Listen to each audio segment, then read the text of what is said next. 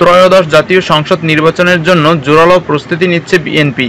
2026 সালের ফেব্রুয়ারির প্রথমার্ধে নির্বাচন হতে পারে এ লক্ষ্যকে সামনে রেখেই আগাচ্ছে দলটি। প্রার্থী বাছাইয়ে দলটি সর্বোচ্চ গুরুত্ব দিচ্ছে এবং এর জন্য ইতোমধ্যে একাধিক জরিপ সম্পন্ন করেছে।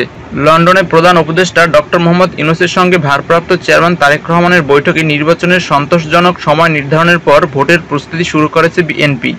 এ অবস্থায় দলটির জন্য এখন বড় চ্যালেঞ্জ প্রার্থী বাছাই। কারণ 5 আগস্ট অভ্যুত্থানের পর প্রতি আসনে বিএনপির হয়ে নির্বাচন করতে আগ্রহী অসংখ্য প্রার্থী ইতিমধ্যে গণসংযোগে নেমেছেন। যদিও দলটির হাইকমান্ড উপযুক্ত প্রার্থী বাছাইয়ে ইতিমধ্যে কয়েক দফা জরিপ চালিয়েছে।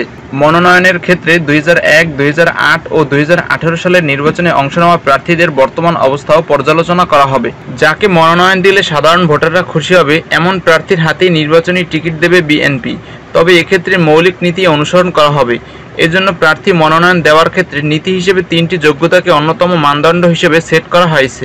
এগুলো হলো গণতন্ত্র পুনরুদ্ধারের লড়াই সংগ্রামে দেশ ও দলের যে প্রার্থী সবচেয়ে বেশি ত্যাগ স্বীকার করেছেন, দ্বিতীয়ত যিনি সততার পরীক্ষায় উত্তীর্ণ এবং এলাকার জনগণের কাছে একজন ভালো মানুষ হিসেবে সুপরিচিত, তৃতীয়ত ভোটের রাজনীতিতে যিনি তার নির্বাচনী এলাকায় বেশি জনপ্রিয়। মনোনয়ন দেওয়ার ক্ষেত্রে তরুণ প্রার্থীরা অগ্রাধিকার পেতে পারে। আবার দলের বৃহত্তর স্বার্থের কথা বিবেচনা করে নবীন প্রবীণের চমৎকার সমন্বয় ঘটিয়ে প্রার্থী তালিকা চূড়ান্ত করা হবে। অপরদিকে শহীদ রাষ্ট্রপতি জিয়াউর রহমানের পরিবার থেকে একাধিক প্রার্থী নির্বাচনে প্রতিদ্বন্দ্বিতা করতে পারেন। এছাড়া মিত্রদের জন্য কিছু আসনও স্যাক্রিফাইস করবে। থাকবে নানান চমকও।